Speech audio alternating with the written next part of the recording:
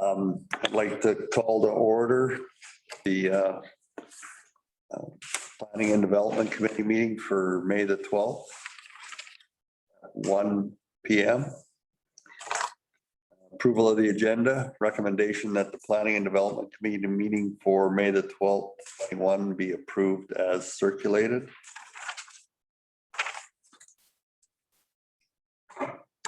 Gord, Brian, all in favor? Yes.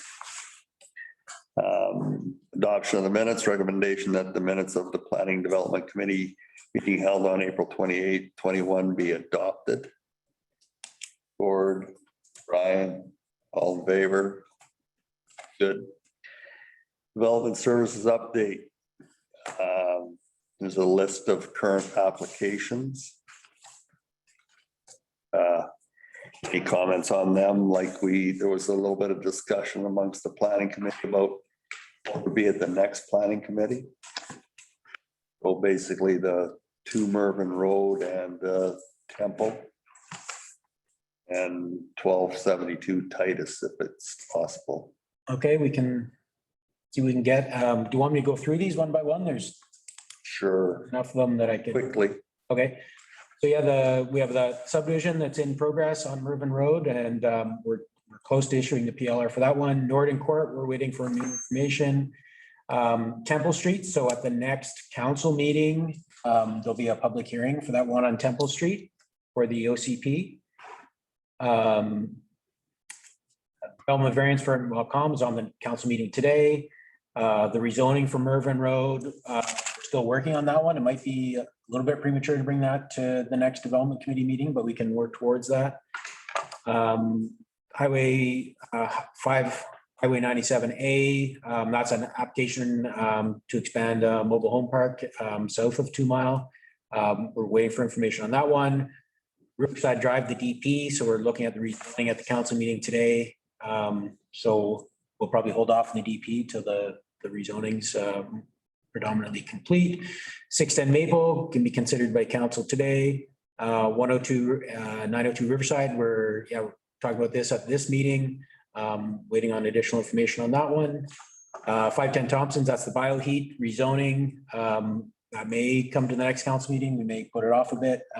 Just working some information out on that. 1272 Titus, the development permit, we're actually aiming to have that on council probably for the next council meeting, but we could bring it to this committee first, and this committee can make a recommendation to council at that time. 1201 Shoe Shop, that's a sign permit that's for a variance that's going to be considered at the council meeting today. 1016 Hemlock Crescent, another DVP that's being considered today. And then an OCP amendment on 806 Trans-Canada. We're aiming to have that on the development committee meeting for the next development committee meeting. It might be a little while before it gets to council, but yeah, get it to this committee first. And what else did you want on for the next meeting?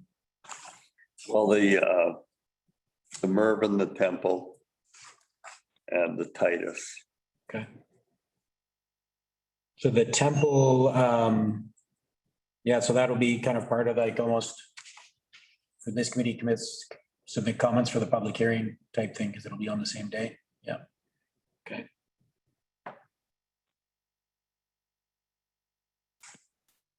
Right, Gord. Through the chair, Scott, did Gary want to be on that? Gary Tibbet want to be on that planning meeting for the next one? Yeah, he didn't indicate that. I can reach out to him on that. Okay. Yeah. Two other things. One was the housing strategy that Sarah's going to present a memo on. And then Stephanie is going to present some urban design things on the bridge, the Broom Bridge. So great. Okay. All right, just moving on, new business zoning bylaw, the draft. Did you want to give a brief? I think this is just for information today. We have the draft zone, so there was more zones that were originally drafted, and they've pared down by Liquor Geospatial, did some work and pared them down. So everybody on the committee has a copy of all those zones. Sarah and I are gonna continue to work on those and see how we can make them all, I'm not gonna say pare them down, but make them so we can work with them a little better. Provide a copy of the maps, you can look at those, but I would say at the next meeting, we'll present a little bit of progress we've made but if you have any questions about the process or where we are right now, I can answer those.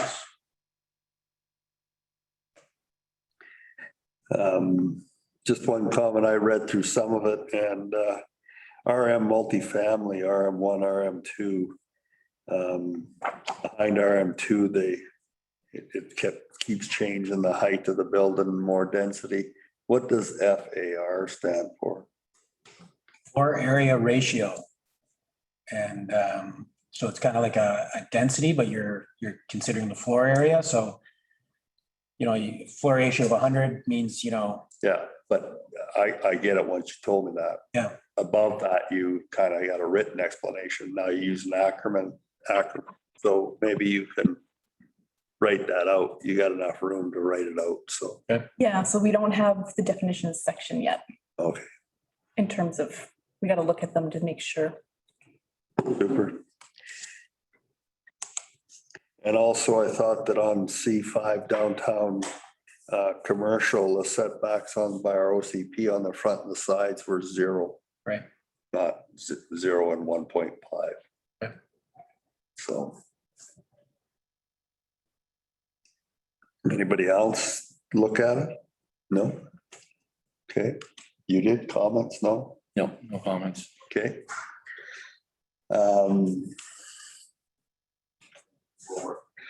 All right, so moving on then, 517 Main Street subdivision proposal, Cynthia Wiley, this Paradise.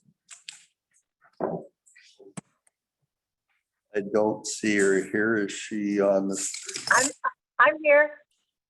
Is here. I believe she's just phoning in, so she's not going to be on screen, but she'll be able to. Okay. Yeah. Can you hear me? Yeah, Okay. so we have a package, basically. You're asking that you subdivide off as per your drawing there. The house. Yes. In an egg Yes. shape, giving up the road access, which means your access is only from the front. And you want us to waive sidewalk, street lighting, but there's also. Underground wiring. So, any comments from the staff? No, so I believe this, Cynthia made an application previously for a subdivision, this same subdivision to create 2 lots. And she'd come to council for a development variance permit to waive the improvements on Main Street, gutter, sidewalk, landscape lights. And at that time, council had turned her down, so that the permit was denied. I think since then, Cynthia's communicated with different people at the district and different councillors, and she's been encouraged to make another subdivision application. And I guess the question is, what would this committee think of, if she asked to waive some of those improvements again? So And this time I'm going on the premise of poverty. It's been really lousy, as you know, with, tourism in this town. I don't feel that we should have to give away 2 acres to be able to sell our property. We're not going to do anything with our property, anything different. We're still going to run this as a motel. We're just going to sell off the motel. We're going to retain that other piece of property for an income or whatever it is that we need. But we would really, as you can imagine, like to be out of the accommodation business right now.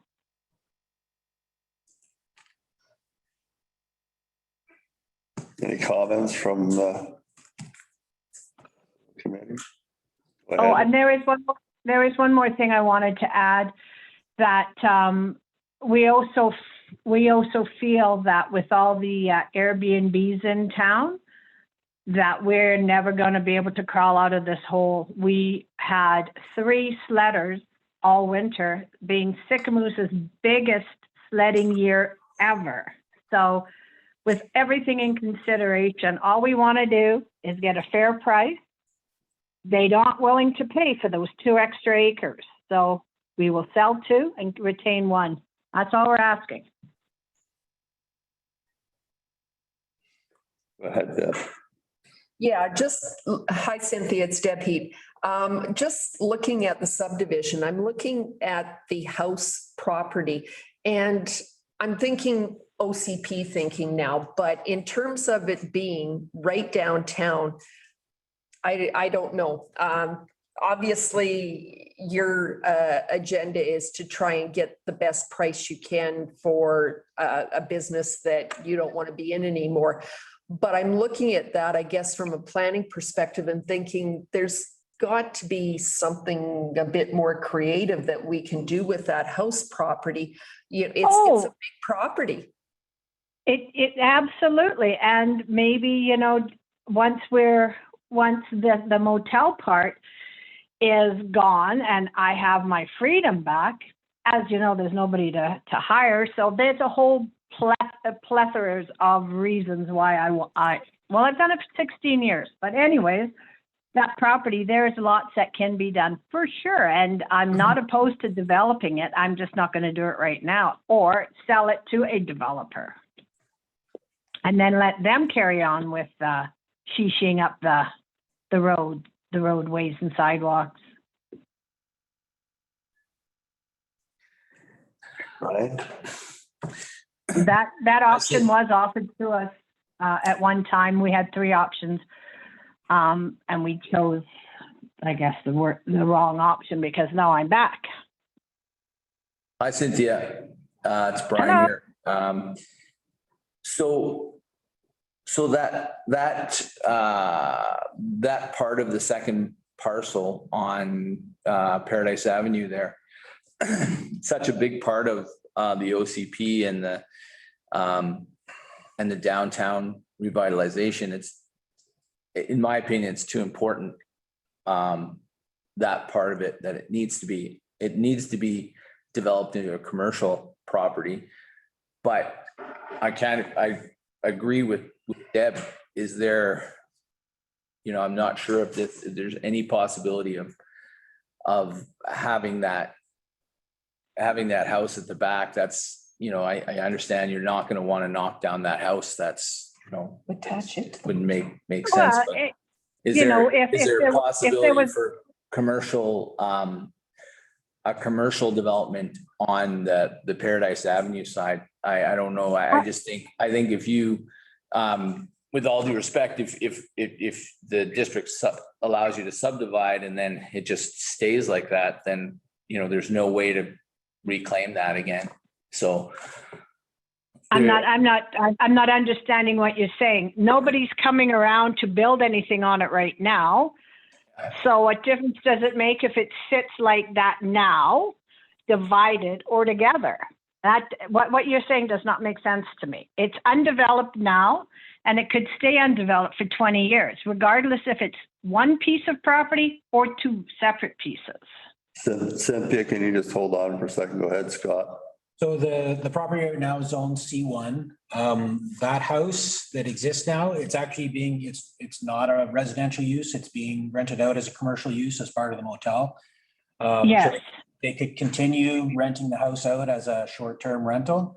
There's no proposal in front of me to rezone it to anything but C1 or to keep it C1. But I think this is purely looking at the subdivision of the land and the variance for the improvements on the property. There was a PLR issued. That's, essentially a contract between the applicant and the district. Terms of those contracts were improving the Main Street and Paradise Road. And that's what the committee's considering now is the appetite to waive those street front improvements. Go ahead, Gord. Yeah, through the chair. Cynthia, can you hold on a second, please? Yeah. Hi, Cynthia. Yeah, I just wanted to, quick question, did you still want to proceed with your RV, your temporary use RV spots? Oh, yes, yes, we will take anything we can get. Absolutely. We will do whatever we can. We will still hold both pieces.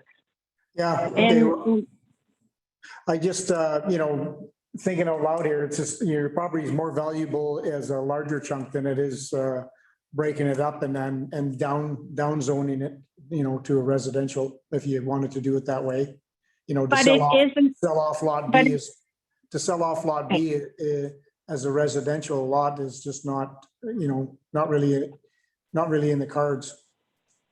we're not asking for it to be residential. We're going to hold on to that piece of property until such a time it gets developed.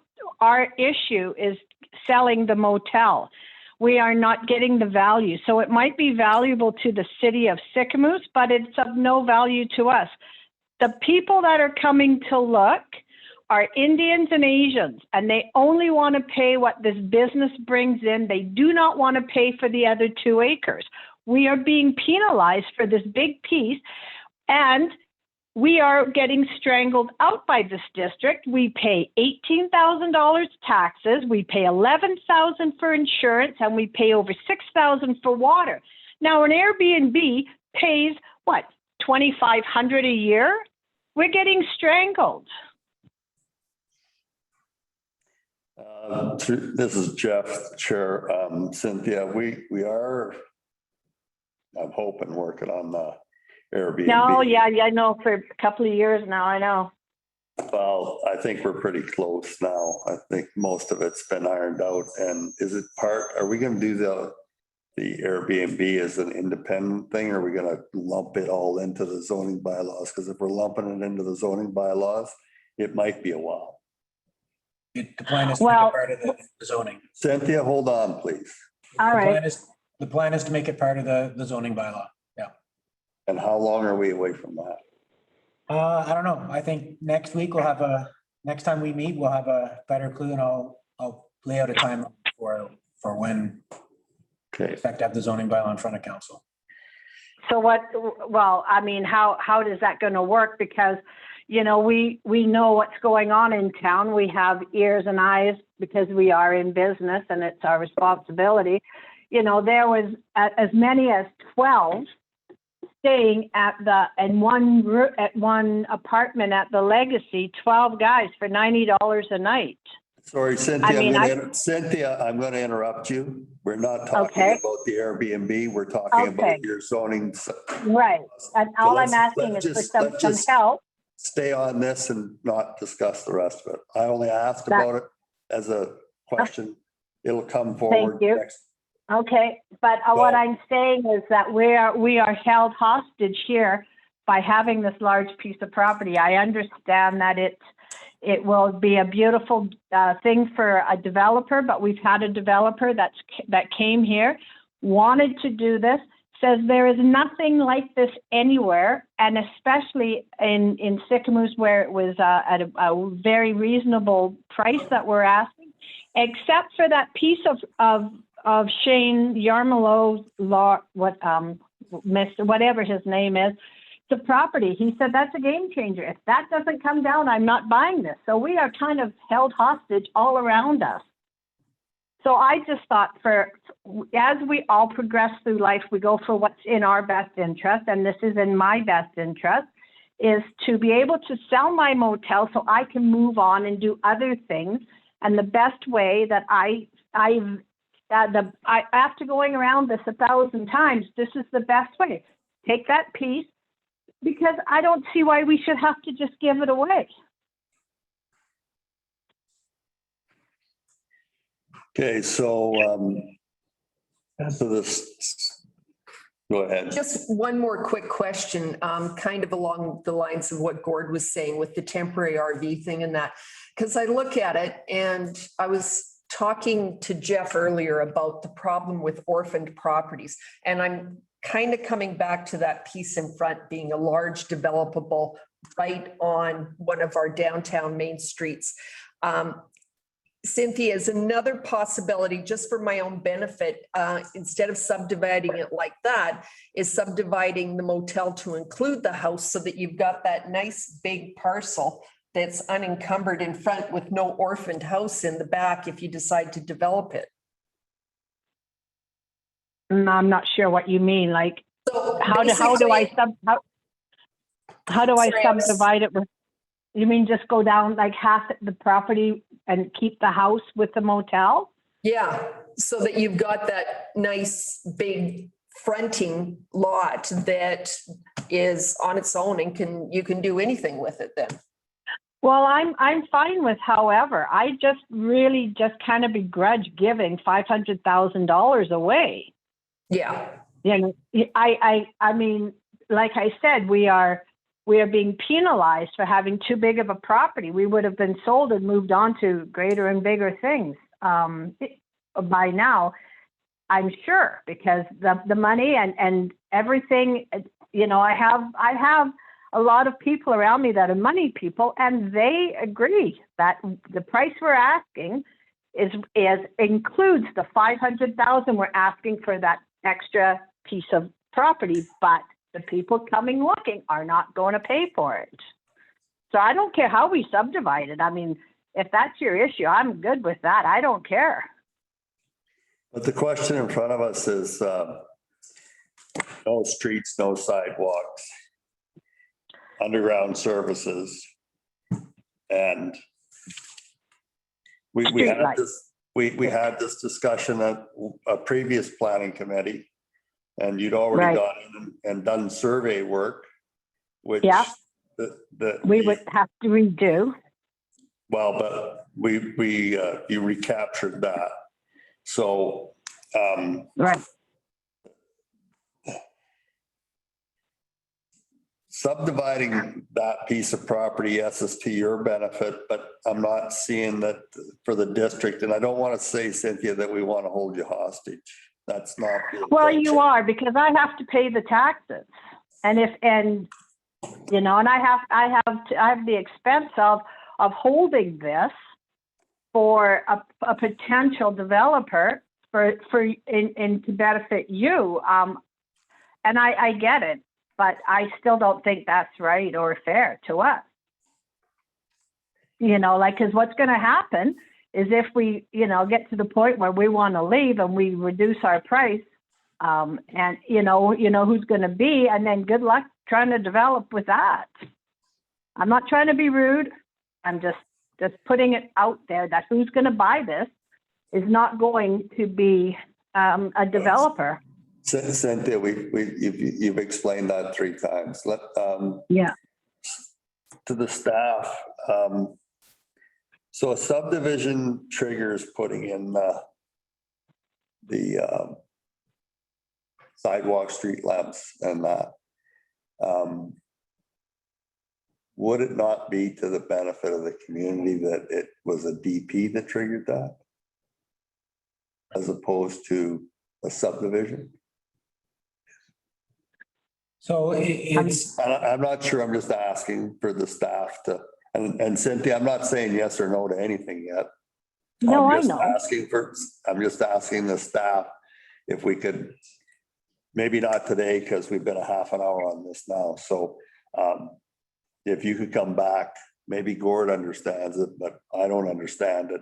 But I'm thinking if you want to subdivide a piece of property, you do the subdivision and you're not responsible for the street lamps and sidewalks. The same thing as we do with Parkview over there, where they're doing a phased development, and basically they get to, when they do the DP, when they want to build the streets and the roads and the houses, and they get the PDIs for them, that they actually, that's the point in time that triggers that sidewalk, street lamp and that. Is that, or is that some rule by the province? Is my only question That was a variance. for me. That was a variance to the servicing bylaw. So that it lined up better with the phases. So in our bylaws, our zoning bylaw, what does it state? Is it stating that when you subdivide, you're responsible? It's the subdivision and development servicing bylaw. Yeah. And it is triggered by subdivision or building permit. So depending on how something's being done, right? So they applied for variance to that bylaw. So they only had to do a portion of that with the first phase. So the subdivision and service and bylaws where this comes in, and you just said, if I'm correct, you just said that that's street lamps and sidewalks is triggered by either a development permit or the subdivision. Normally, so then what? So it is a choice. It's, so building permit or some, Building permit, sorry. not necessarily development permit. Hmm. Anything over 50,000. So anything over 50,000. So that's the development cost charges for 50,000. That's different.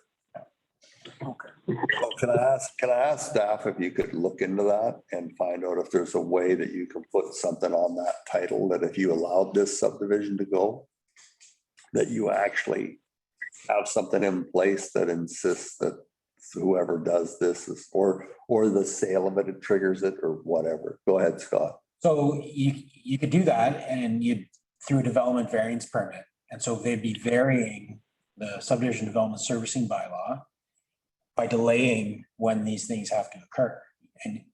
And that is essentially what Cynthia is asking for. She's saying she doesn't want to do it at the subdivision stage. So they could get a variance and we could say no buildings on these properties, no improvements on these properties until this work is done. The risk is if no one does any improvements or changes to the motel, the work might never be done. If no one does any changes or improvements to the other property, the work might never be done. Okay. And yes, I can subdivide it. Cynthia, wait till we ask you, please. Okay. Go ahead, Evan. Question to Scott. So if you subdivide and let's say the house sells and Cynthia receives an offer for the house, could they be subject to the works? Or would it have to be tied to the motel? So a sale, Like, let's say we defer the subdivision servicing requirements that Cynthia is asked to be waived or deferred.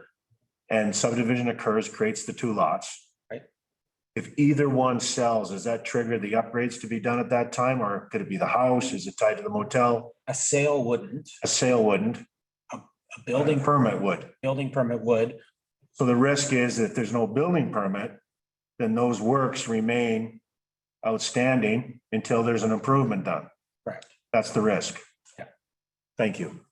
Okay, so my comments are that compared to the subdivision she wanted to do when she came in here, where she was leaving a road access basically between, she's carving out a straight line off the back of the, so her property was basically going to be a straight line from Highway 97 straight through. So that other strip was staying part of the hotel. Personally, this is a better layout than that initial one. So if we left it with, because now you've got a usable piece of property there, got visibility from the highway, got access to Paradise, and you got this one over here. And yes, we're still trying to get things done, but you know, sorry, Cynthia, the hotel is not the newest structure in town. All right. No, I understand that. Most likely it may be if somebody does something, they may want to do a facelift to it. If they do a facelift to it, like what they've done on Main Street, they just do a big facelift, that does not trigger Right. sidewalks and street lamps and that. Okay. So based on that, if there's a way that you can make this, I don't know, is the committee in agreement? If there's a way that this could be made that this does not trigger that. And I think moving forward, some things that we're doing in this splitting up properties and working with them as such, or amalgamation of them, should be the last thing that triggers putting in street lamps and sidewalks. Go ahead, Scott. So right now, this is this committee giving advice to Cynthia, right? So with that advice, Cynthia is gonna likely apply for a subdivision and apply for a variance permit, so we can bring that variance permit back to this committee to make a recommendation. Okay.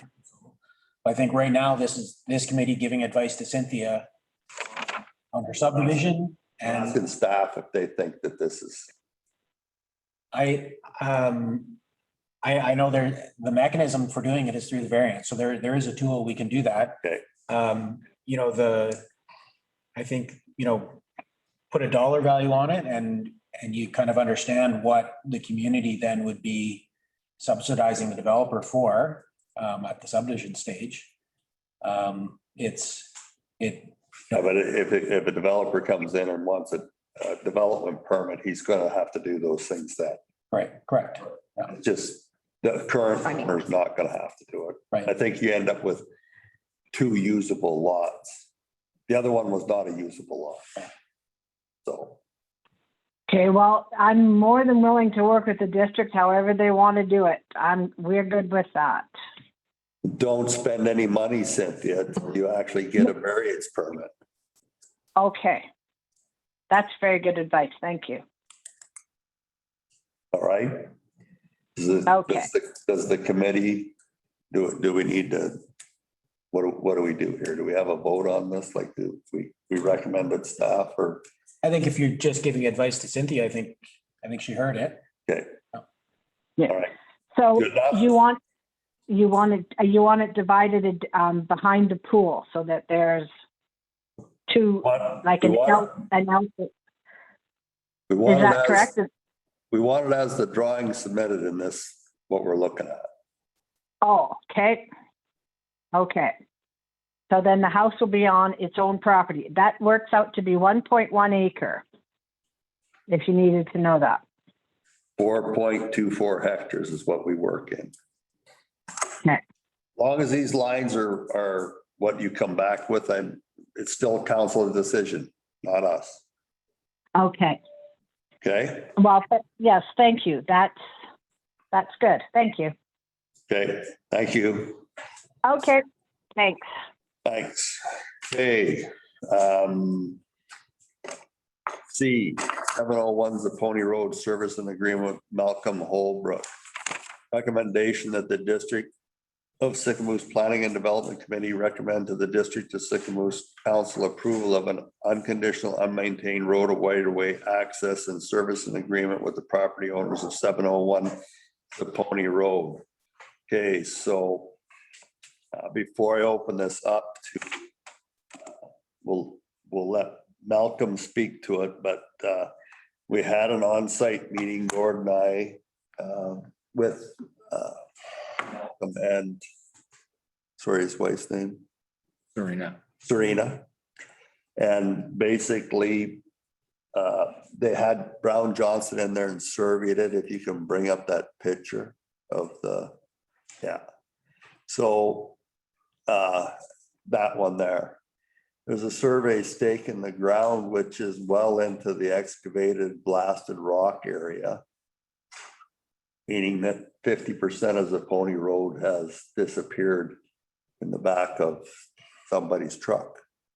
It's not there anymore. And I had a conversation with another individual and I found out that the road had been moved and kind of redone, but not totally redone. And so typical to some properties in Sycamoose, they come with a big suitcase of issues, and this is one of them. I'm going to start this out by saying that Malcolm and Serena were very accommodating and understanding. They gave us a little package, which I gave to Scott Beeching. Basically had a subdivision proposal, which they want to stratify, which takes out the road. And for liability purposes, the discussion kind of was around the District of Sycamoose would consider either gifting them the road to reduce liability or whatever. So during that discussion, there was talk about the district would assist in doing some of the road works because it's a fairly high hump.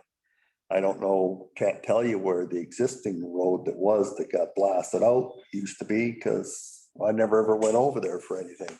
So unfortunately, the district of Sycamore doesn't have funds in the budget to do anything on that road in 2021. There may be some manipulation, but I can't speak to that, of funds that might assist. So I'm going to now ask Malcolm if you wouldn't mind just elaborating on what it is that you want to do with your property, and then we'll deal with the road. Okay, thanks very much, Jeff. Appreciate the time here. We've on the line as well as Randy McLeod and Rod Roll. So the three of us represent an undivided interest in the properties beyond Zapponi Road. We all would like to move forward with some sort of subdivision or strata or whatever. So when we did approach the district about that, the district wanted us to bring Zapponi Road to municipal standards.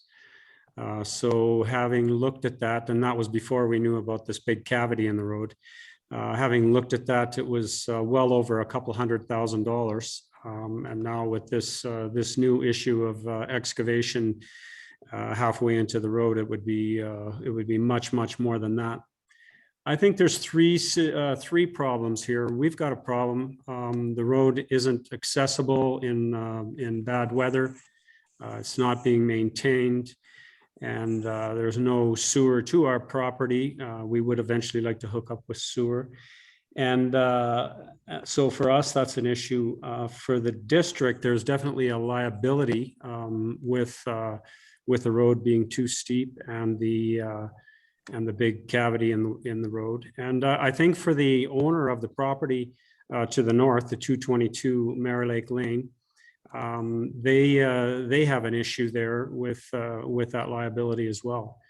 So yes, we agree that taking half of Zapponi Road would work for us.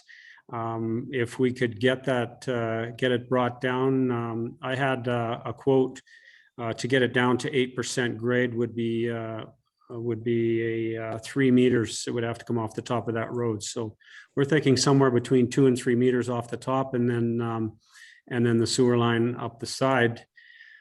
Perhaps the district could get some help from the owner. That 10 meters, that other 10 meters is going to have to go somewhere, and maybe it could be added to that other property, and there might be some help there. But really, at the end of the day, just concerned about ourselves. What we would really like to do is have Zapponi Road usable. We would accept it as a lane and take responsibility from there going forward. And we think it's doable. We really appreciate Jeff, you and Gord coming out, because I think until you see it with your own eyes, it's hard to believe that that excavation could have been done like that. So anyway, that pretty well sums it up, and we'd like to really look forward to working with the district to making the road usable, and then we could take ownership of it and move forward. Thank you, Malcolm. Any comments, Gord? Yeah, I think this is it's a very doable project. I mean, Zapponi Road goes to nowhere. It's not any use to the district whatsoever.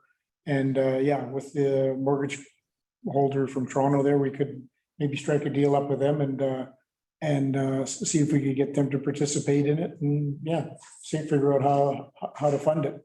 And but yeah, it's for us to service it all winter doesn't make sense, and it's no use to the district at all. Brian? Yeah, I agree. I think that it's Zapponi Road is, it's half a road as it is, and I think the liability is a big thing to think about for the district of Sycamore. So there's that big drop off is something that it's a matter of time before something happens. So I think anyway it can be resolved and cut in half. It seems obvious to me, but it's obviously a big expense. Can it be done financially reasonably, like to get it up to the fire truck? Like, is that fire truck's going to be an issue or? I don't know, Malcolm, if I could ask you, you seem to hint that you had an idea of the cost to knock that top off. Did you actually get a number? Well, one thing I know for sure, when you're digging in rock, it's hard to have a number.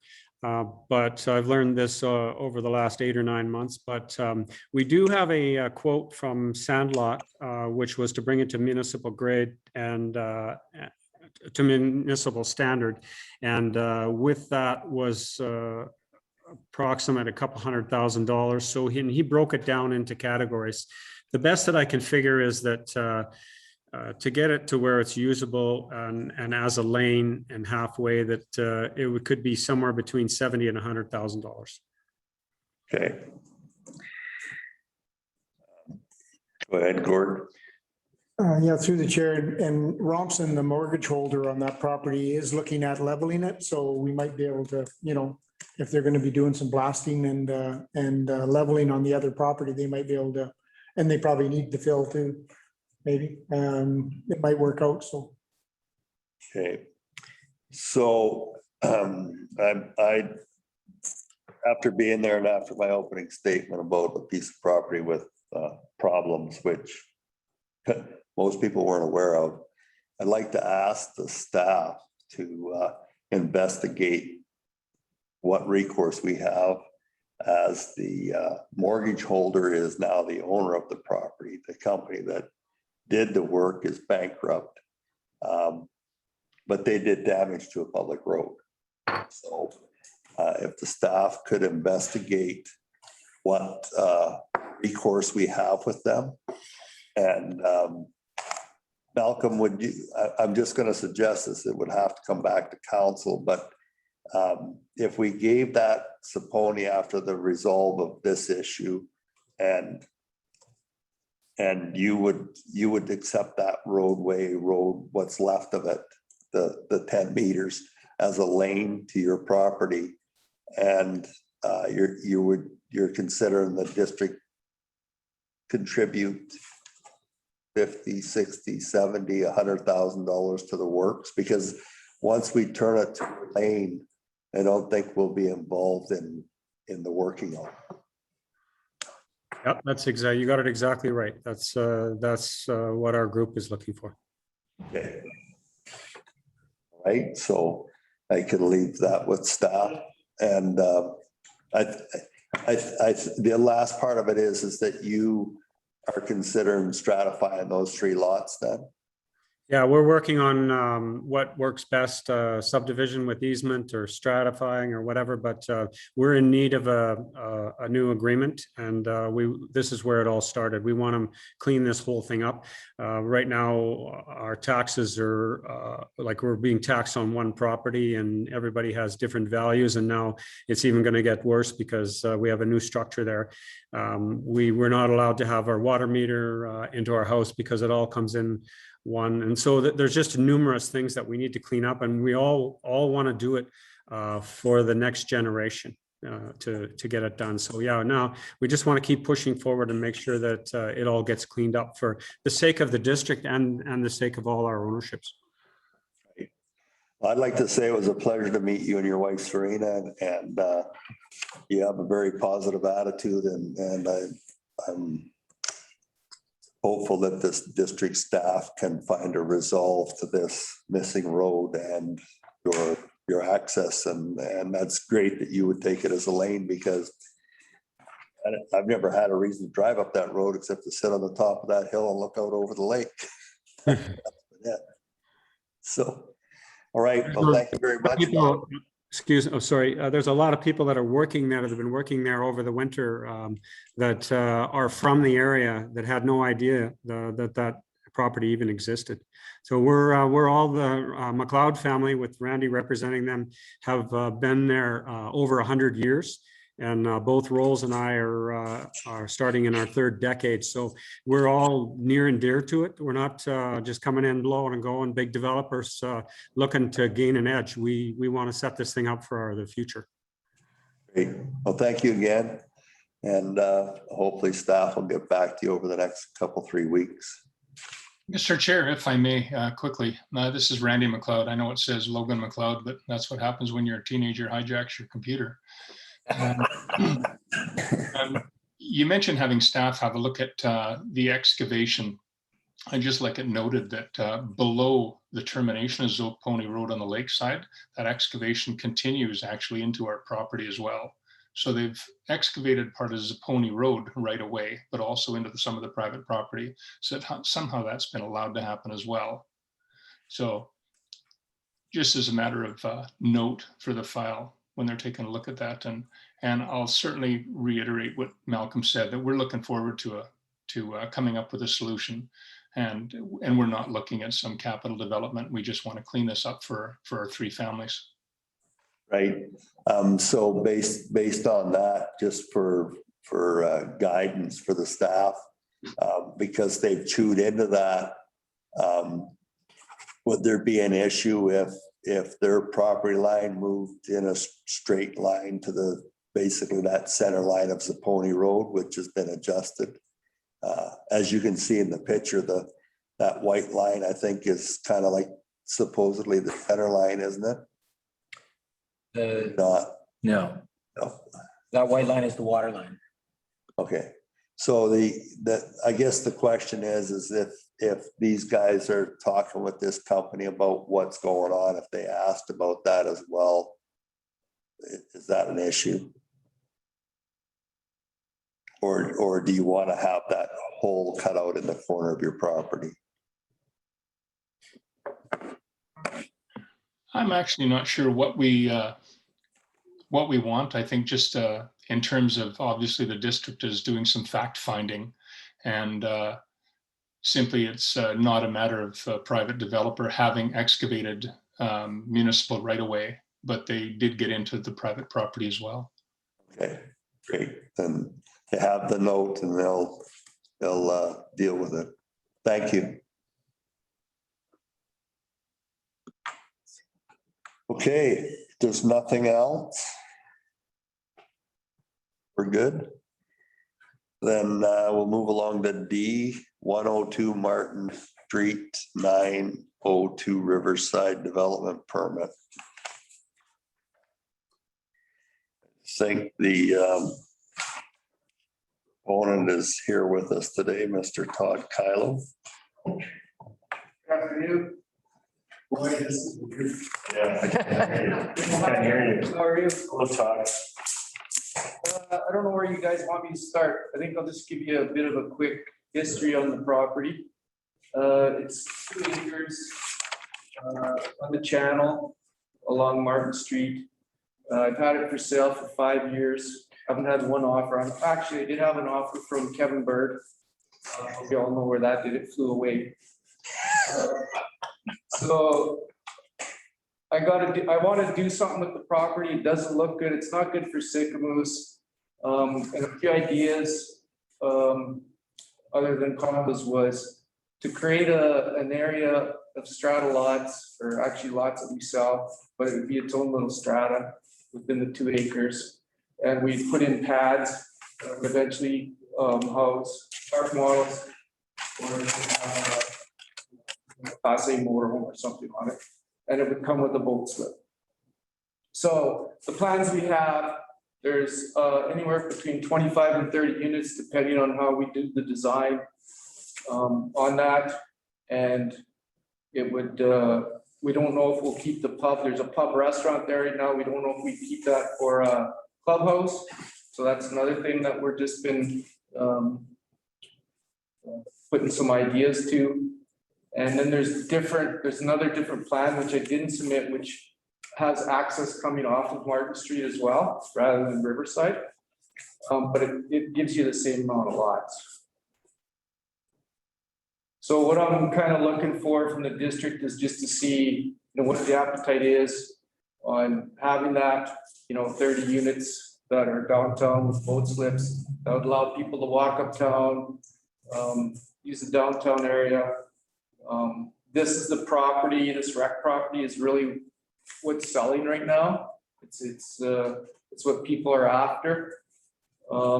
And so I think it would be a good fit and finish to add something like that down on Riverside. Any questions? Yeah, I've got a question. Todd, I know you're still working on the design. Yeah. Is it up in the air about, would your lots come right up to Riverside Avenue and as in the drawing there? Yeah. Or would there be some sort of barrier landscaping Well, screening? The idea would be to fence the whole thing. Okay. Use salt fencing all around it. So you wouldn't see anything from Riverside until you actually went into the development part. Okay. That'd be the idea. Yeah. So we'd fence it along between papas. Yeah. All the way up along the sidewalk. Makes sense. Yeah. It's gonna, and it would be a nice fence. It's not gonna be an eyesore, like the chain link one that's there. So, you got any comments? Or you got comments? He's got his hand up. I don't even know if I allow you to speak. But go ahead, So I have a question go ahead. to the chair. So Todd, what sort of square footage would these park models be and what type of foundation would they be on? So all we've developed is a pad, so it'd be a gravel pad with the water and sewer and power underground. And then normally what happens is a cement pad gets poured by the person who purchases that property. And then they put a park model. Park model can only be 535 square feet, I believe. That's per the regulations. So that, and then they would have enough room for an open deck area. So the lots would be 30 by 80. So they're fairly big park unit lots. Okay, thanks. My question is are you putting the services in for 12 months use? Yes, yeah, it'd be a year-round thing. So, go ahead, Gordon. We good? Want to finish? I got a bunch of stuff circled. No, I think, Todd, I think it's a great idea. You know, when we got into council 5-6 years ago, we turned down an RV resort in town. And that property's still sitting vacant today, and hopefully one day it'll fill up. But this was a resort atmosphere on the water with boat slips, campers, you know, whether it be campers or park models, you know, hopefully you'd be able to sell the park models and keep employees going in town.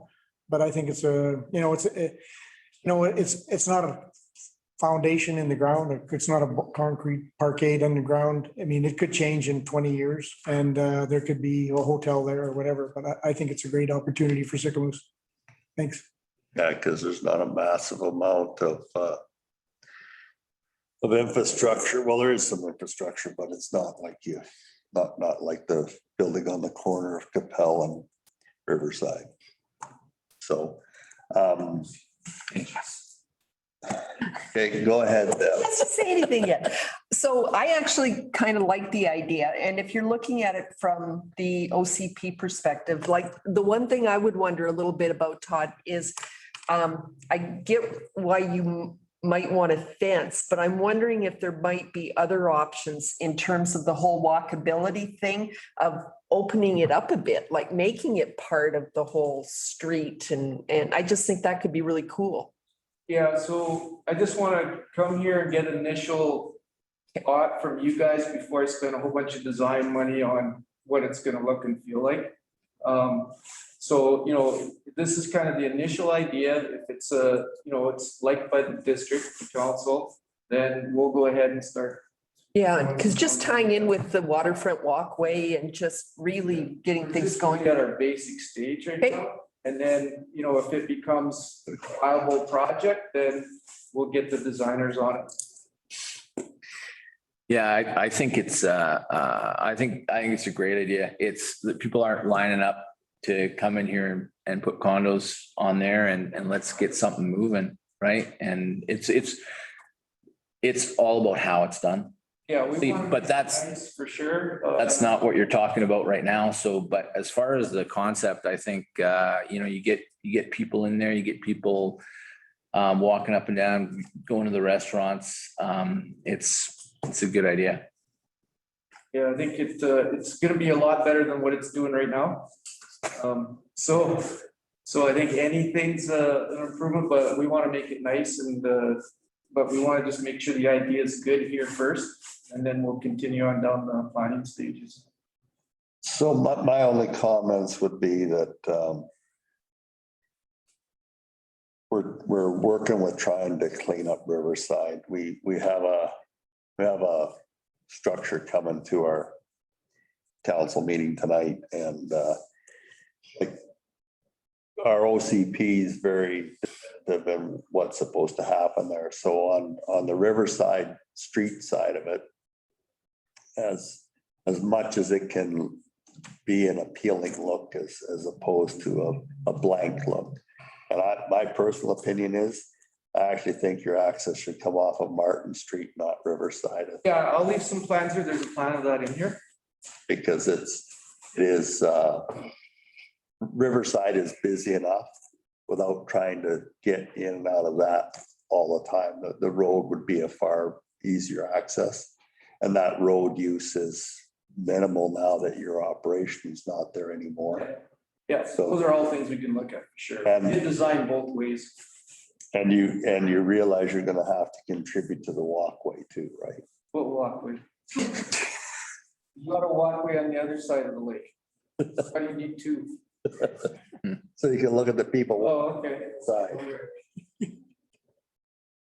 So any comments by staff? Yes, no, what? No comments. I think we're at the early stages of development here. I think Todd's heard what you have to say, and we can work with Todd and come up with some ideas for him. Rezoning is likely going to be required. And yeah, we'll work through it, Tom. I was just gonna hit. So in our things on our opening list, it said additional information required. So is that what we were looking for is options of access from that, or we got something else as far as additional? Yeah, I guess the two things are, the science behind it. So riparian areas regulations and then the floodplain. Those are the two questions. Servicing, what that's going to look like. The walkway, Todd and I were out there, we talked about it. So yeah, we provided them a list and.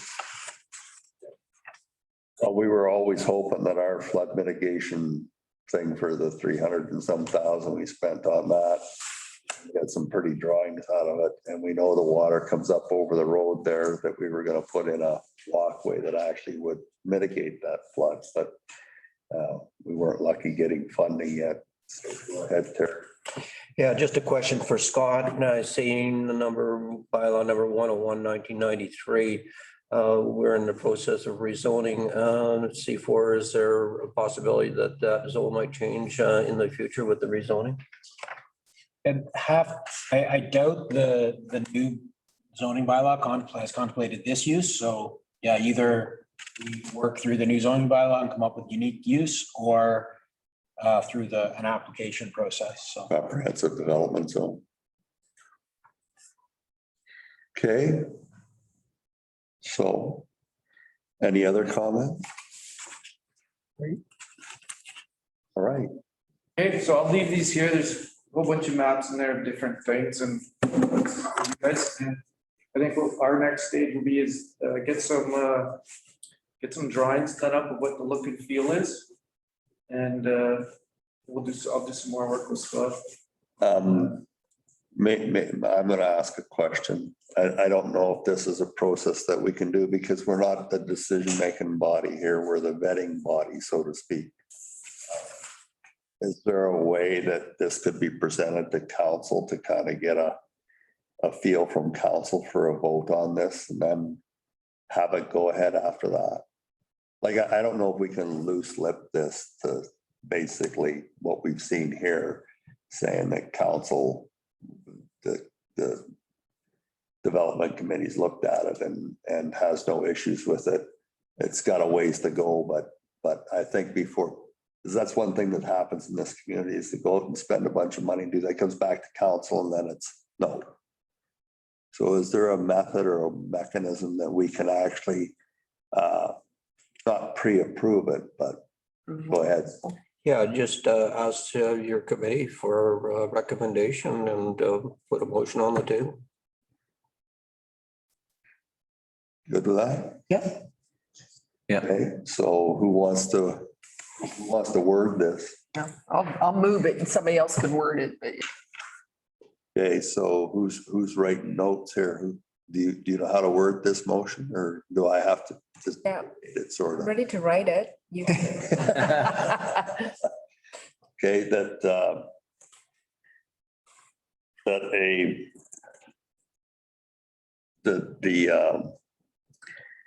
planning and development committee recommends that in general, the 102 Martin Street and 902 Riverside development permit as presented with some variations be recommended to proceed. Supports a recommendation. We support it. The committee supports it. I don't think we can do that. That's a little dangerous. You're basically conditionally approving a DP. Is that what I'm hearing? No, That's what I heard. To council to. no. Our recommendation, Gotta be careful, guys. okay, well, then you word it. Yeah, I know. I'm not challenging it. It's just that this is a committee of council and you can't fit at their discretion. So did you want to weigh in, Scott? Well, I was thinking, a complete application, you have a development permit, you're considering, Yeah, a permit comes to this committee, the committee could recommend that council approve it. I think that's one way to go. If you're talking about a general in principle approval, yeah. I just don't see how that could get in front of council, like at this time, like you're making a recommendation, That's all I'm saying. council, what is the mechanism to actually get this recommendation in front of council? I think Todd's heard that you support his idea and staff have heard that. Maybe we do a little bit of work and before Todd gets too far down the road and it comes to committee of the whole, all of council can weigh in and have council kind of consider it at that time. And then the next step would be development permit in front of council. I'm good with that. Mhm. Scratch that. Okay. Did you get it all written out anyway? Yes. Because so just clarification, there's been no DP submitted. We have an application. It's not complete. It's not complete, but council hasn't seen it. This committee hasn't seen it, but this committee generally supports the efforts of the applicant to pursue this.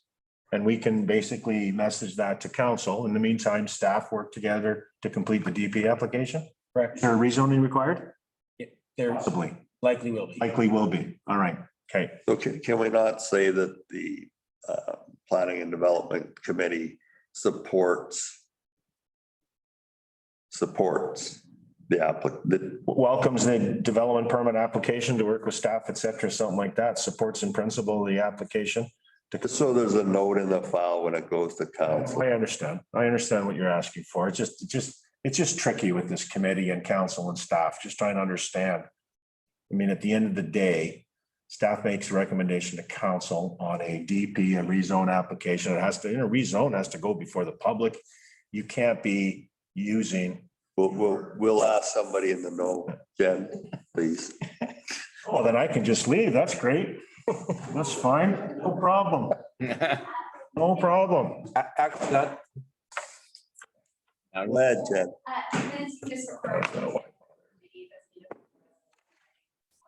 The committee did support the application. Residents and recommended that it would be, work with staff and brought forward to council.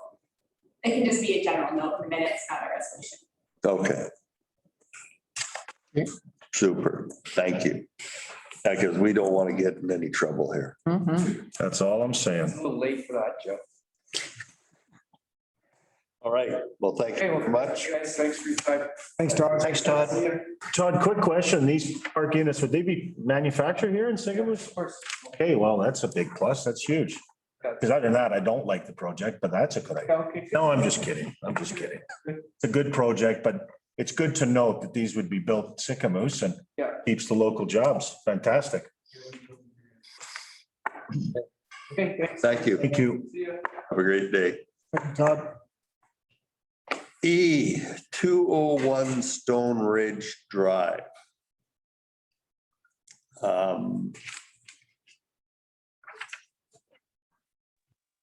The proponent is online.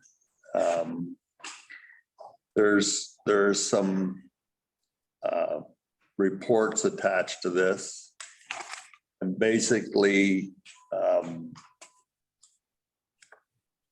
the property is trying to be made into one. And is there any issue with that, Scott? So there were two lots that were created and they have been amalgamated, so it is one lot. The drawing you have right now, this is our as-built storm drawing. So you can see the property is the triangle piece outlined in red. So it was two properties and it's been amalgamated into one property. You can see the green is the storm pipe.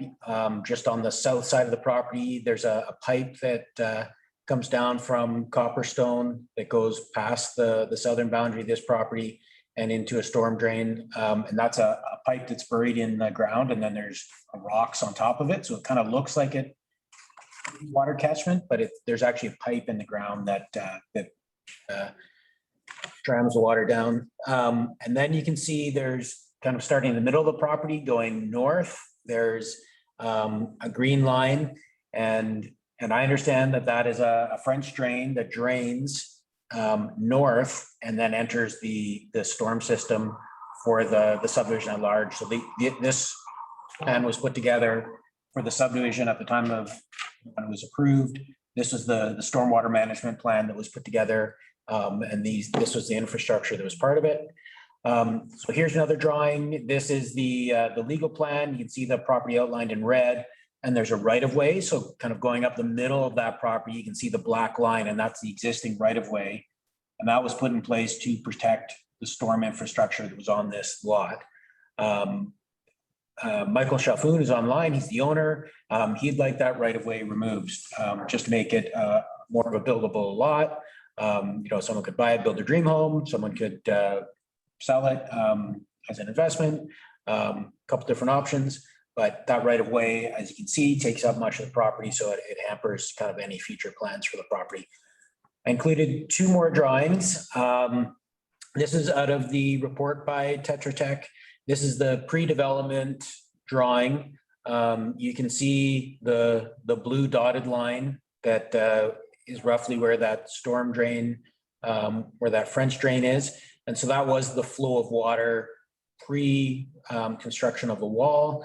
You can see a little red arrow pointing the natural channel location, and then the water would flow north on the property to the storm drain. And you can see the rock covering that pipe drain. So that was the pre-development. Post-development kind of resembles this. You can see a wall that was built on the property just along the eastern boundary, and then it curves around, and you can see where that water that used to go that French drain and go north, that water now goes south and goes into that subdivision drain. And one of the issues is that water then daylights at the corner of Stone Ridge Drive and causes a hazard. So the wall was built and constructed with a membrane behind it that intercepts the water and redirects it. It used to go north, now it goes south, as you can see on that drawing. Michael's on the line. He's provided a 40-page document that everybody in the committee has in front of them. He also provided a number of drawings. He has a lot of history on the property. But right now, I understand the issue being the right-of-way and having the right-of-way removed. The right-of-way there is protect the infrastructure. The question is, do we need the right of way? Can the right of way be reduced? What is the solution for the stormwater? We have an engineer's report saying the solution for the stormwater is to get it back the way it was at the time of subdivision, the original stormwater report, to get it flowing north again and not going into this drain to the south. That's my presentation. Thanks, Scott. So my first question is the that right away for the green line, which was the French drain. I'm assuming, or if it's a piece of pipe underneath there. If we take the easement off the piece of property, then that infrastructure no longer belongs to us. Would that be correct? Correct. And the proponent would like us to do that. He'd like the easement removed, mostly because it's restricting him on building. Yes. And so if we remove it and ask him to, what's required behind now that the water's going the other way and coming out into the open? And I mean, when was this rock wall put up?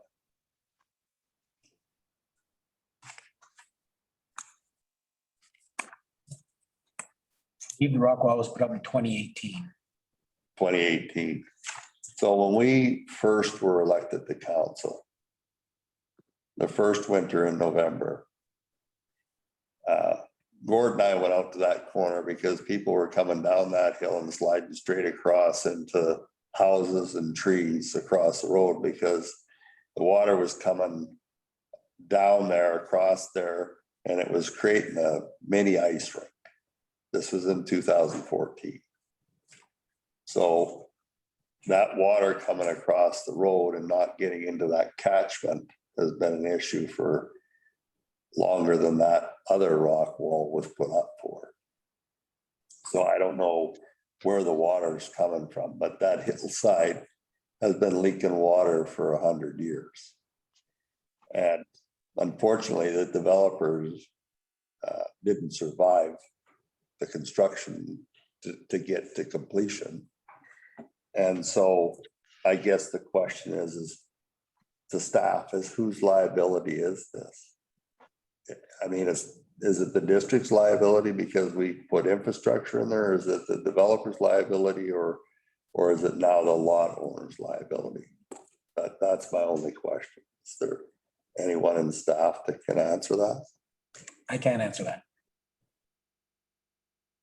Mr. Parliament? Who installed the French drain? Developer. And who's right away, DOS? Correct, Scott? Correct. Yep. So we're responsible for the right of way. And we're going on the design as prepared by the geotech engineer and the consultants that put together the Bayview subdivision. And we're relying on that information and we adhere to that information. And that SRW protects that piece of infrastructure as per those plans. So we're ultimately responsible to make sure that that water flows properly according to the plan submitted. That's the standard legal answer. Okay. When we start to deviate from that, we assume risk. Because we have to protect an orphaned developer. I mean, there is no developer now. This is infrastructure in place to protect all those properties, not just 209. So that's the challenge here. You know, we're trying to protect that SRW based on the plan submitted by the professionals at the time to make sure the water goes where the water's supposed to go. Okay. So, go ahead, Gord. Yeah, I'll just give you a little history and I'll just kind of use the screen and I'll point it out. We purchased back in the 80s here and we live on this property here. So before this was all trees, the whole development was trees. And if you go back to the green with the Google Earth spot, oh, thanks. This whole thing was all trees and we lived here and we had to build, when we started to build, we had to build a dam behind our house. this whole mountain, as you all know, just leaches the whole time. There was a big pond right here, right up in here, and it ran freely all the time. And it never froze in the wintertime. And it came down through here and it come out and it came right through Marion's basement and continued down to down to the lake. Anyways, that was leaking before this development even ever started. But when they built roads and they blasted, they fractured this pond and it disappeared. And it's been coming out, down here. Even when this French drain was put in, water was still coming down and missing the drain and coming out on the road here. As for years, but it does change. Some years at our place, the water goes this way, and some years the water goes this way. So it's really a tough situation because this is all fractured. The whole mountain's fractured. So the water's, you can't control it. There's a massive catch basin right here that is never seen water in it ever. It never will, because this is all fractured in here. So it all comes underneath all these lots here and comes out here. And this is the problem. So now very little water goes this way at all anymore. And it now comes this way. And there's two manhole covers right here in the corner. To alleviate the water, you could put it into that storm, but it's still kind of come out down here. So there might have to be a little bit of work done to that catch basin right here. But it's been an ongoing problem forever. And you'll never be able to stop water. Retainer behind that. So it's, I don't know Michael until I just met him a month ago, or it is a problem because it's not really his water, it's the water from up above, so I see where he's coming from. He's got the two lots amalgamated. And it's nice to have a bigger footprint if you want to build, but I don't know if he wants to take responsibility or how we can turn that over to him. So he's responsible for it. I mean, I have to be responsible to keep my ditch clean up at my place, or if I don't, it'll come out in the winter, it freezes and will come over the bank and keep working its way towards the front door. So that's my little take on it. Just give you a little history. Mr. Anderson? I think that if it was just about protecting your property or protecting your property from damage, I think that would be one thing, but unless I'm seeing it wrong, it seems to be that something that's done on a person's property can affect people down below the road and everything. It's tough that there wasn't a full research done before that wall went up. Because now it's hard to tell, because it's already done. So I think, me not being a geotech, and it's really hard at this stage, but if something was done and it's changed the course of water, it may have to be, put back to the way it was, and that's what the TerraTech document says. I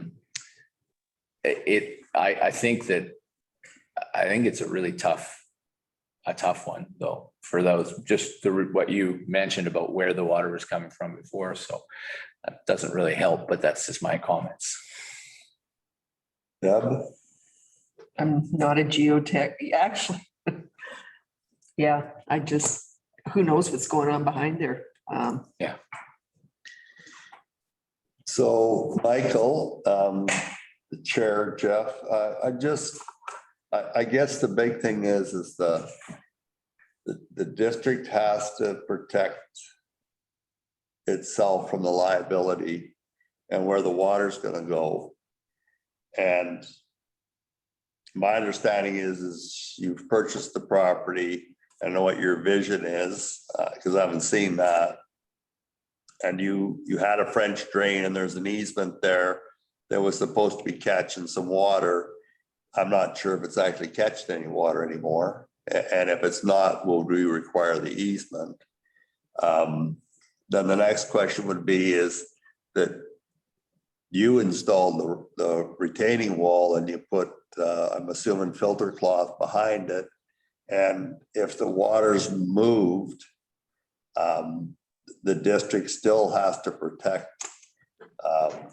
Because I know if it goes into that rock ditch there, that looks like a rock ditch, it just runs out across the road, which in the wintertime it freezes, which is a dangerous situation because I've been over there and seen some of the carnage from the ice on the road. So I guess the question would be is, what is it you want and what is the liability you are willing to accept?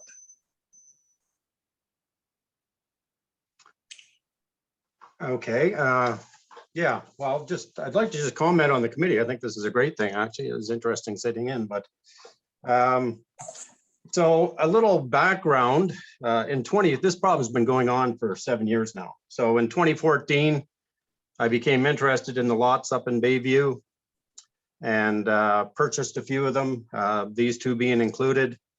But prior to the purchase, there was inherent problems with this lot. They say that the French drain actually captured the water and moved it to the north and went into the stormwater system. Now, I'm not sure who can pull up the pictures, but I do have a number of pictures there to show that in 2014, actually, all that was happening is down the driveway, there was a whole bunch of water coming down the driveway that was put in place for access to the back lot. There was two lots there, lots 2 being the front one and lot 1 being the back one. I was not aware that it was a pipe that was put in the ground illegally until time of construction. So I went to the district and I said, look, guys, I'm interested in this is prior to purchase. I'm interested in buying these 2 lots. There's a couple of problems. Number one, there's a big right of way that takes up lot 2 being the front lot, which leaves a building envelope of 3 feet by 20 feet on the other end by 95 feet long, which makes a great bowling alley, but you can't build on this thing. So lot 2 was pretty well not usable at all. If it gets amalgamated, then you've got a lot you can work with, but you've still got the road right away. That's a problem. Within that roadway, and I've got a very strong survey background, so they needed legal access for the back lot. That's why you've got such a huge right of way coming into the property. TELUS blanketed it with their stuff. BC Hydro blanketed it with their stuff.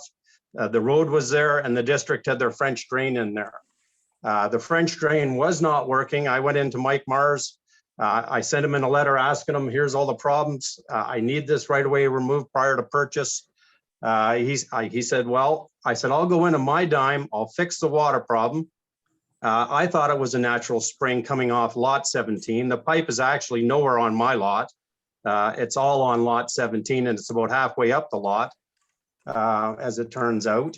But so I went in and I said, what do I need to do? I'll fix it on my dime so the water's not a problem. And I'll also, I need the right of way removed. Otherwise, I'm not going to go ahead and buy these lots. They're no use to me if I have that big right of way in there. The French drain was not working at the time. The French drain just consisted of very minor, smaller rocks thrown up on the hill.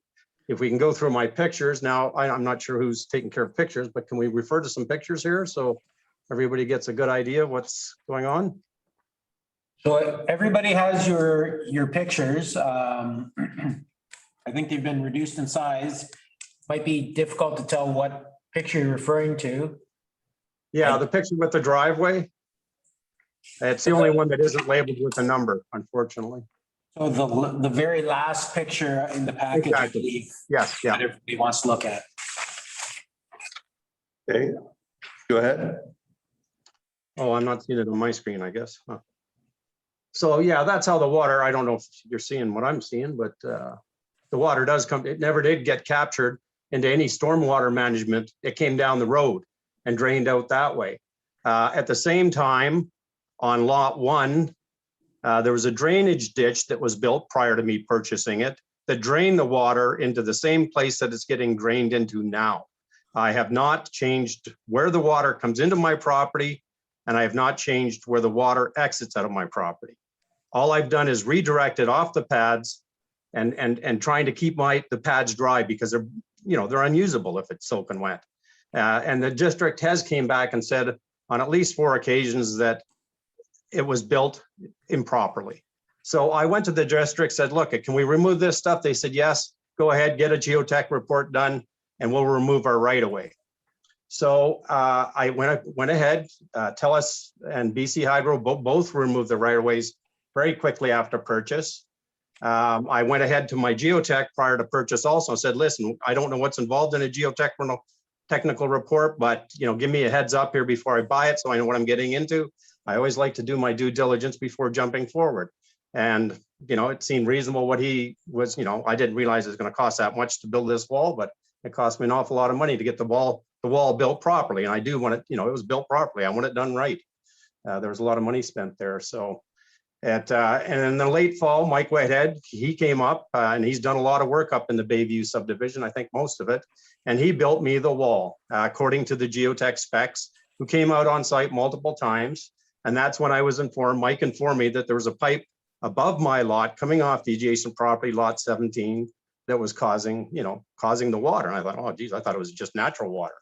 I mean, I guess ultimately it is natural water at some point, but so anyway, so I proceeded to get my geotech, send in a report. It got rejected.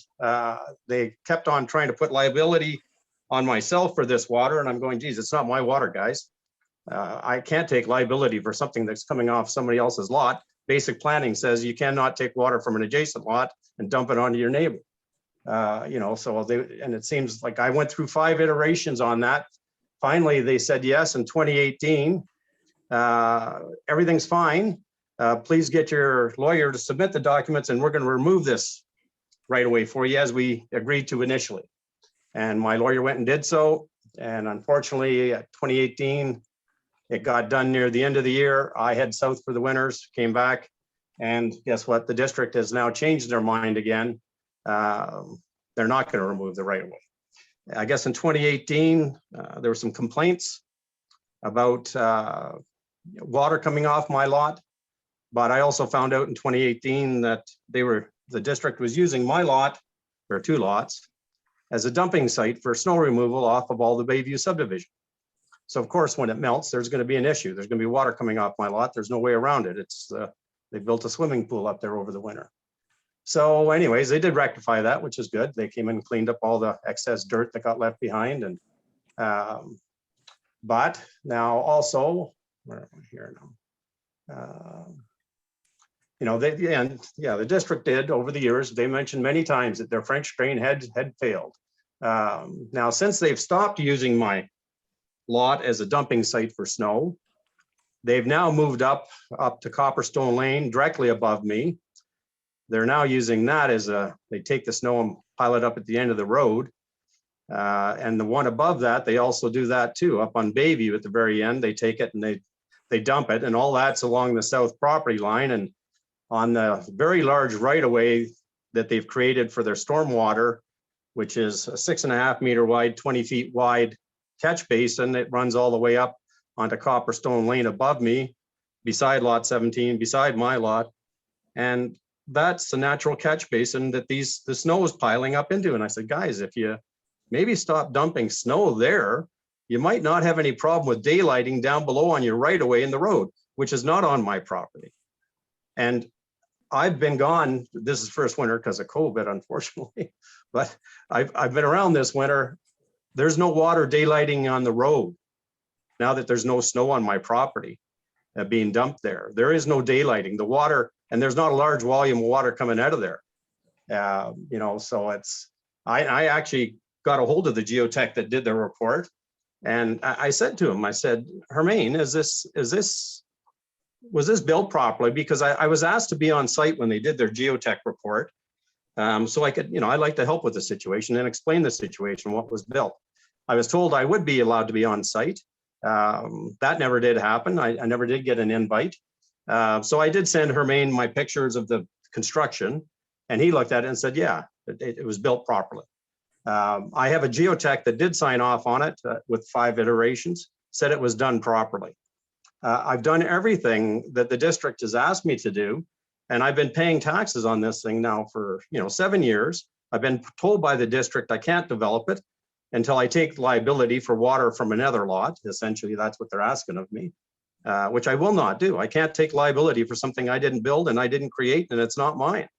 All I've done is redirect it. It comes into my lot exactly where it came in prior. There was a ditch there that's draining it to the south. I'm just dumping it into the same ditch just off my building pad, and that's where the water goes. And there is no problem rate.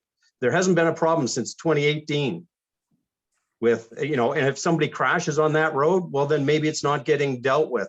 I suggested to the council or to district at one of the meetings that perhaps if they came with two solutions. Number one, they want to go back to the original design, and they can't, because the original design, the right-of-way stops at the end of my lot 2. The drainage comes off the adjacent lot 17 into lot number 1. It doesn't come into lot number 2. So physically, there is no access to get in there. And after further investigation into this, because I bet you I've spent over 1,000 hours as a minimum trying to get this problem rectified, which I was told at the beginning. They came out on site. I asked if they would come out on site prior to purchase, because I want transparency here, guys. I'm not, if it's a no-go, tell me it's a no-go. But I wasn't. They came out on site. I was asked to be present. They didn't come out and ask me. They just went out on their own. Matter of fact, I was out there waiting for them and nobody shows up. So then I said, well, can I be present when you do make it out there? But I never did get the invite. But still, they gave me the go-ahead to go ahead with this. So it's very frustrating. I've been paying taxes on this lot now for 7 years. I can't develop it. I can't sell it. I mean, I can go ahead and try to sell it, but I've got to disclose. I need transparency there for the guy coming in, and anybody coming in is going to look and go, well, geez, I'm not getting involved in this mess. I don't blame them. I wouldn't have either had I been told at the beginning.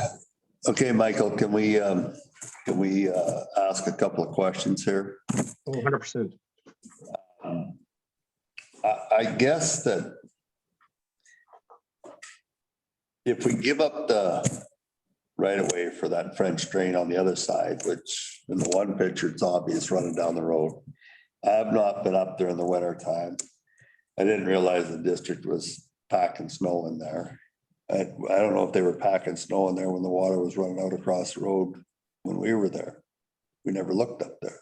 So they've been pushing snow in there for a while. I'm not sure what year they started. Yeah. So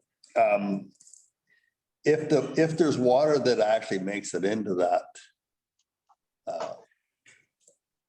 where the green line's coming up from Copperstone Lane, if there's actually water that makes it into, let's call it the ditch, is there any way that in the public works thing that we look at the bottom of that ditch, what's there, that because like the catchment is like 2 feet away from where the ditch is, and it runs out.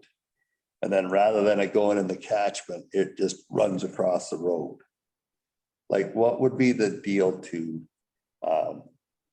chisel out that curb and go down and I'm assuming there's some base in this where the pipe is down there, and actually make it that there's a way that that water actually gets into a catchment and therefore not go across the road.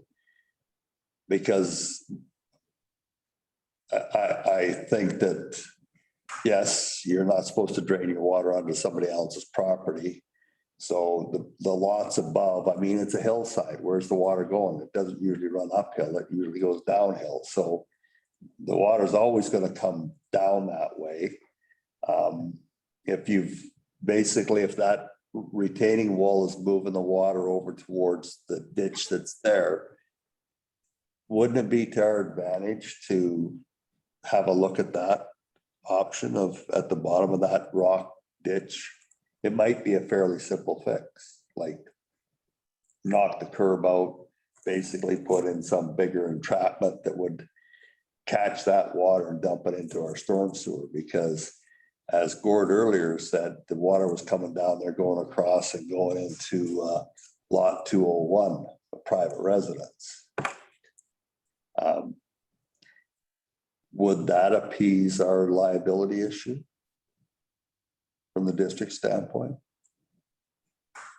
So I understand that it's actually a pipe. It's not a ditch. There's a pipe in there. So the system was designed to take water in a pipe down, and then it enters the storm system at that corner. So you're then changing it where you'd be then using that, what's over the pipe as a ditch. But that's what's happening now. Right. We were there. We watched the water coming down that ditch over the curb, not going into the catchment basin and across the road. Right. And because it was flowing down there at a speed fast enough that it didn't just trickle over the curb and run down into the catchment. It was going over the curb and completely across the road. I think there's like a big plan for the stormwater, and there's a solution for the stormwater that there could be a solution for the stormwater that addresses the subdivision at large. I don't know what that is, and I'm not an expert in that field, so yeah, I don't know what could be done. Go ahead, Gord. Yeah, here's another thing. Last week I met the new owners of lot 17, the lot above Michael's lot, and they're building this summer. So the water could change direction again when they dig their foundation, because it does pool on their lot too. So it's like it's coming from above them. It's not coming. So it'll be interesting to see what happens, but it's something that we should be working towards to try to, solve this problem. Yes, so regardless of that, we have a pipe in the ditch. It's a low spot. That hillside is a lot of bedrock in it, because they spent a lot of money on blasting and drilling. And so if that ditch is got a basin in it at all, and the water's, because just because you got a catch basin there doesn't mean it's catching at all. It could be coming from, let's say, Gord's side of the property. It's a hillside. So, but it's going to end up at the bottom of it sooner or later. And we know from just down there watching it, it was coming down. It's not in a pipe. It was coming down that ditch over the curb and missing the catch basin and going across the road. And at -1, it was freezing, which created the unsafe corner there at the bottom and a few incidences. So go ahead, Scott, or sorry, Terry. Yeah, to the chair, I just been doing all the research on this, and I've had several conversations with Michael as well in the past, and as well with Joe McCullough. So I take a look at TerraTech and the technical memo, and the issues that Michael has and how this could come to a solution. I think that there is maybe alternatives. I don't know, maybe what we need to have is staff and Michael and TerraTech, because they are supposed to be the experts in this, and when the right of way was originally put into that piece of property, it was at that particular thing the right thing to do. Now he wants to remove the right of way. So I don't know what the solution is when I take a look at this, as I've been following this dance for some time now.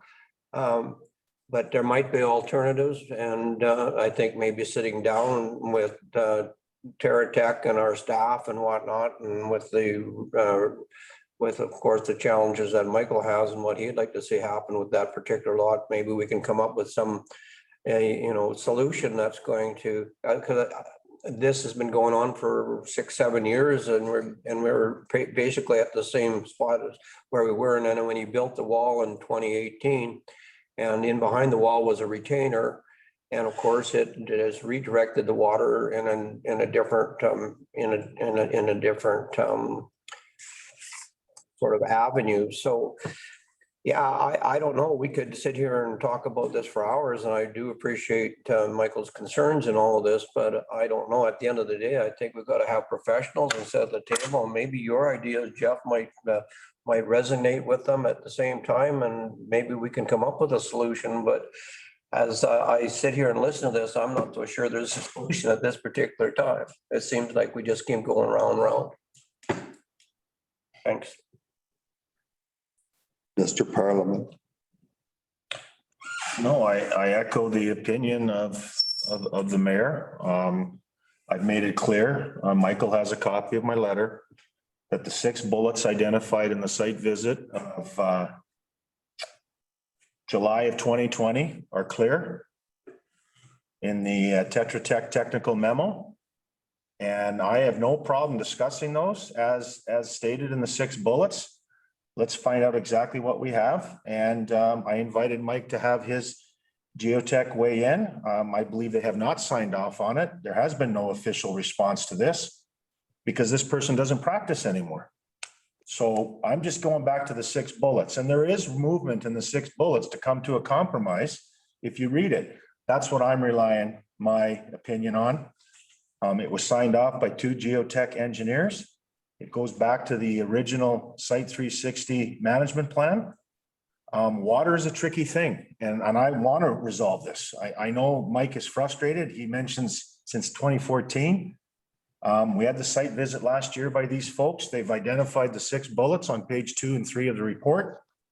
They're the opinion of the existing drain as designed is not able to effectively manage site drainage. If the results of the review indicate that the system does not work, alternatives may include reinstatement of the original drain path or improvement of the existing system. The latter will depend on the review of the parameters used for the existing design. We haven't gotten to a review of the parameters, so here we sit. I think it's unfair for the board members here, the committee members, to weigh in on a geotech and a water issue. That's sort of outside the mandate of the Planning Development Committee, but we're trying to resolve this. And I know Michael, as much as I would, that's one thing we agree on. We'd like to resolve this. I have to base it on the opinion of the experts that came, and you've seen the memo. I'm just a little concerned that this is outside the mandate of the Planning Development Committee. If we're going to bring anyone in to resolve this, I want to bring in Tetra Tech and any professional opinion that Michael may, and find a compromise here. To your point, Mr. Chair, if it's a question of doing a cut and a curb and Tetra Tech says, you know what, that might work, and I'm not a water expert, then let's look at that. But I can't weigh in on something I'm not qualified to weigh in on. That's my hesitation. I'm not disagreeing or agreeing with anything Michael's saying. I'm just saying I base it on the professional opinion, and it's pretty clear what the site visit ascertained back in July of 2020. Thank you. And I guess that the big issue is who's paying Tetra Tech? We did. We brought them on board, the DOS. And so what they did is they reviewed the documents. I'm not going to read them. They're there. Yeah, but. So the district of Sycamoose contributed to figuring out how to resolve the water. And they have the blue lines on there showing where they think the water is going now. And it is coming from above onto your property. But then it's been redirected into that drain, which has a pipe in it. So I guess at what point,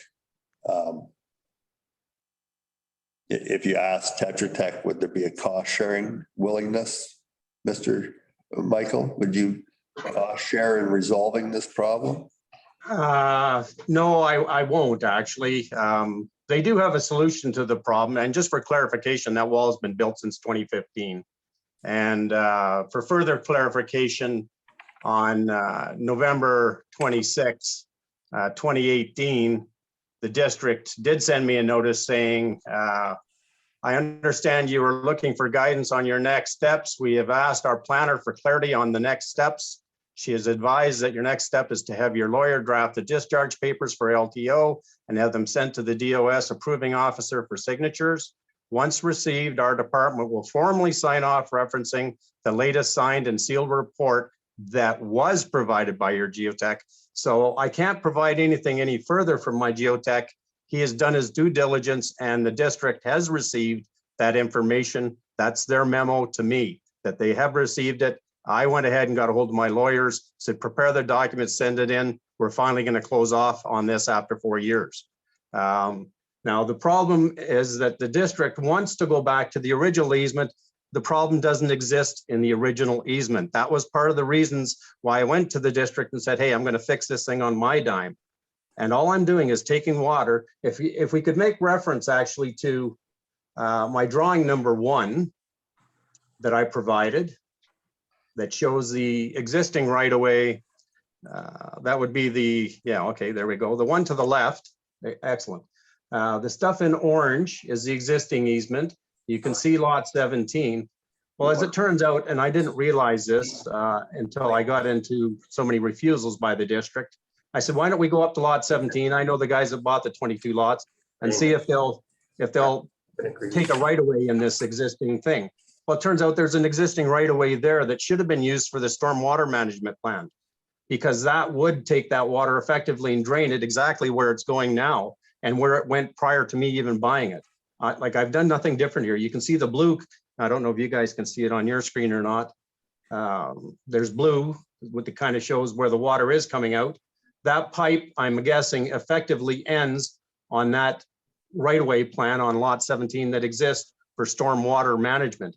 So the district does have facilities in place, and I'm guessing that's what should have been put in place to manage their water. And it doesn't look like that's been done. That easement isn't being used. And that easement is strictly for stormwater management. You know, so I'm kind of frustrated here. I went to the district, they came out on site, they looked at everything and they approved me going ahead and buying this thing.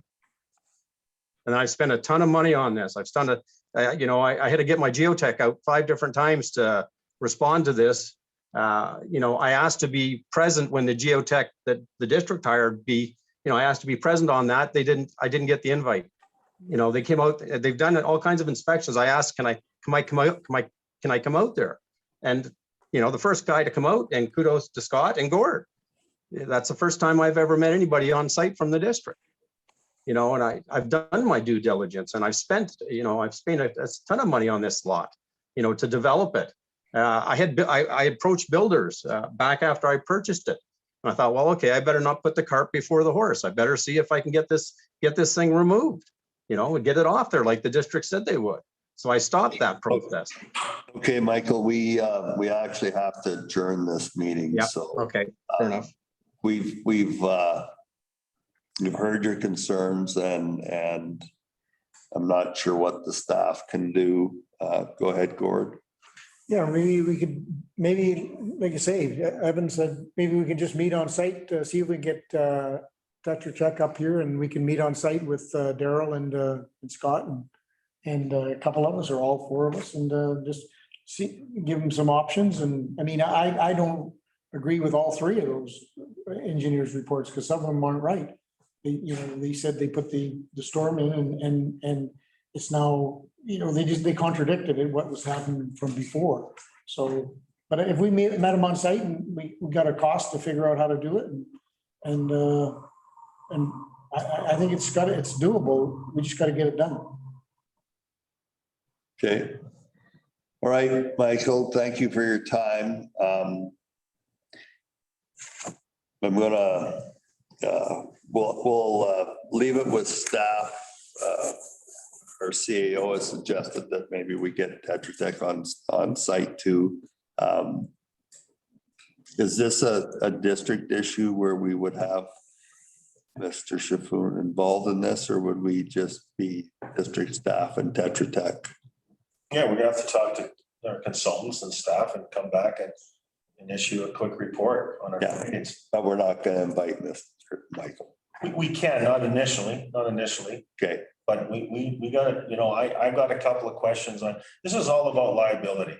Yeah. Mr. Shaffoon wants it released. He wants it gone. I have no problem with that, but we're not gonna assume the liability based on the Tetra Tech report. Yeah. If we can find a way to achieve that, that's what we're gonna look for. Because that's the bottom line. I understand he wants a bigger building envelope. I get that. And that's fair. But if that's going to come off, then I want assurances that there'll be no liability when the lot is sold by Mr. Shelfoon, that the future owner builds a house on there, and guess what? Water shows up. They're going to come after the district. You issued a building permit and there's a water issue. But that's all we're trying to say at the staff level. And we base that opinion on the professional advice of the consultant. So we need to go talk to the consultant, see if there's a way. If we can have a discharge that meets the approval of Mr. Shelfoon and doesn't transfer the risk and liability to the district of Sycamoose, there'll be a future owner, then maybe we can find a solution. Okay. Is that, I hope that works for you, Mr. Stewart. And they're gonna arrange this. I don't know what the time frame will be. Hopefully in the near future. Accelerate, we'll accelerate it. The staff says they're gonna accelerate it. So hopefully in the next 2 weeks, 3 weeks, we'll have an answer. It depends on, I guess, Tetra Tech's availability to do it. Yes, Most likely for sure, Gord and I will attend that as well. Yeah, I would like to be present because it's, if there's any questions, it's nice to have clarity so people can make the right decisions. That's all. That's why I've always asked to be present so that we can, get to the resolve of this quicker. It seems like by not being present, there is a lot of information that is incorrect. So it's, I guess that's my number one concern is that, the bottom line is that water is not my water and I can't take liability for it. I can't take, basic planning says I shouldn't be responsible for that water. There is no right of way on lot 17 other than the one that's not being used, that's in place for the district to use for statutory water management. Michael, I'm sorry, I have to cut you off because we're out of time. Yeah. We have a council meeting coming. Okay, very good. So I thank you. Thanks for your time. Thank you.